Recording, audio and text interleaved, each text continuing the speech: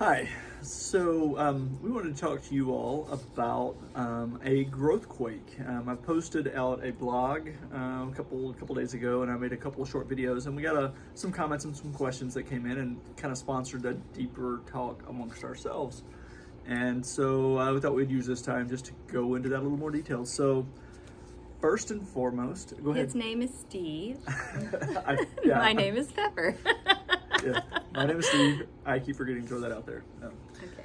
So, Growth-Quake, what does that mean? The best way I can describe a Growth-Quake is that concept of whenever you walk beside like a sidewalk. There's one here locally where there's all these beautiful live oak trees, and they were planted like 20-something years ago, and they look beautiful. And then you can see all the roots that go down the side, the sidewalk, and then occasionally you see the sidewalk has like buckled. And it's not that the tree did anything wrong, it just outgrew the space that it was in. And there's a moment where one day everything was smooth and flat and pretty, and everyone's like, oh, this is beautiful. And then one day it just didn't fit anymore, and it was like Parts of it literally are like a roller coaster, like you're walking up and down over the roots. Yeah, and if you're not prepared for that, if you're just scooting along on your little snazzy zippy scooter, and you're not paying attention, you'll be like, dude, this is really crazy and chaotic. However, if you can like take a step back and you look at it, it's actually kind of a beautiful thing, because now they're going to go back and they're going to repair, these things will life goes on, right? But in that moment, you like, this tree outgrew its space, so we need to adjust for that.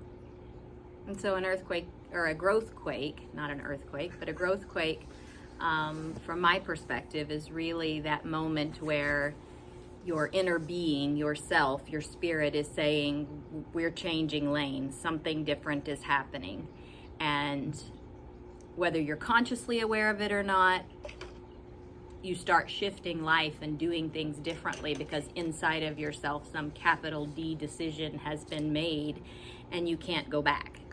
There's no looking back or doing it differently or changing your mind at that point. You can just feel something in you is going to keep going until things are different. And sometimes you make that decision, that capital D decision, like subconsciously, and you don't even realize it. Like, yeah. your awake self doesn't realize that you will never again eat boiled cabbage, or you will never, like, there's a moment where you've done it in the past and the decision has been made, and then you start like slowly adjusting your behaviors, and then one day you realize, I know what I need to do in order to retain my old patterns, and fundamentally I cannot do that again. Right. So then you've changed at that point. So then you make that outward decision, and that's when life gets it starts getting messy. Yes.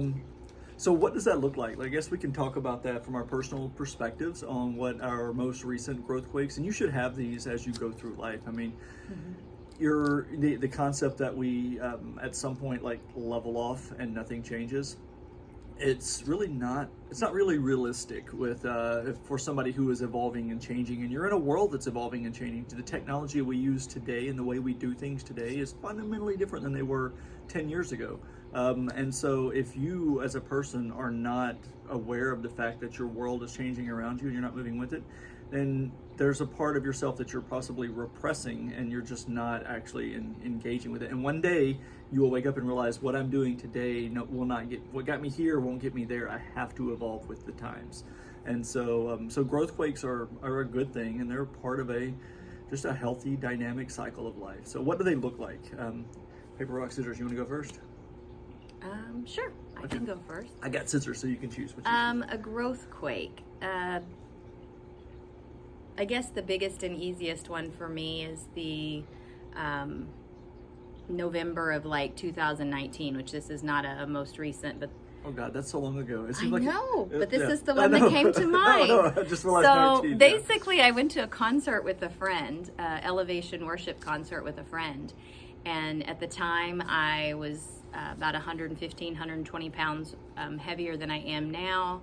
I was really struggling with my health, with an auto accident that I was a part of, a lot of pain. I had a bunch of autoimmune disorder diagnoses and a bunch of medication and different things. And so life just felt very overwhelming and very taxing.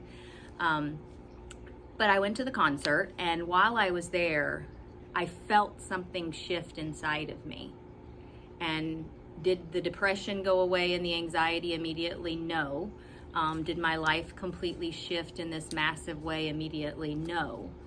But something in me had changed, and I felt different, and I was slightly looking at the world differently. And I started noticing all of these little moments that I would find irritation, but I was kind of watching the irritation. Or I would find joy, but I was kind of watching it rather than actually experiencing it. And as I went through that process of noticing more and more the things that just weren't working for me anymore and the things that were working for me, I made this declaration to Steve. I think it was like April of the next year. I had started this morning workout every day, which was a new thing for me. I was not a morning person. And it just felt so important to me that I had to do this. And then I just made this declaration. I was going camping for 10 days. I needed a separation, or not separation from him, but separation from my regular life, because I couldn't figure out like what was going on. I think that was my earthquake or my Growth-Quake day. The first one was the capital D decision. And then that day, something just said, I have to make a change, a shift, so that I can be different, that something different can come through that eruption. And so I invited him to come with me, and that was my first time being away from our kids for any real length of time. And so for me, that was just a massive moment of eruption that I realized things can't be the same. I can't be scared to leave my kids. I can't stay in the same environment and figure out what's going on. And I know that of all the things that I want in my life, it's you to come with me and be a part of this with me and be able to hold space and help me through it physically. But that was really all I knew about myself at that point. So that was the biggest, most noticeable one for me, as far as just an easy example. How about you? I guess mine would be, mine was more relating to corporate world, I think is how I put it that way. I had always had the, you think the quote unquote 9-to-5 job. You do the thing, you get the degree, you take the extra classes, you take all the certifications, and you work the hours to get the jobs. And there was a day when I woke up and realized I had a boatload of certificates on my wall of things, and I had the job title that I had been actively seeking. It's the one that you're supposed to get, right? And I was living that life, and I was miserable. There was a moment where it just didn't resonate with me, and I actually went on a trip to Vegas with our company. It was a big conference that we were hosting, and huge thing. And I got there, and I realized I didn't want to be there. Like nothing in my body wanted to be that person. And whenever I looked at the business, things that were going on, hiring and firing and doing things, and it dawned on me that is not in alignment with my soul. And that's where there was that person that had the 10-year plan, that had meticulously been checking the blocks and doing the things and showing up every day. That person somehow had died within me, and the new guy, the new version of Steve, looked at it and said, what the hell am I doing?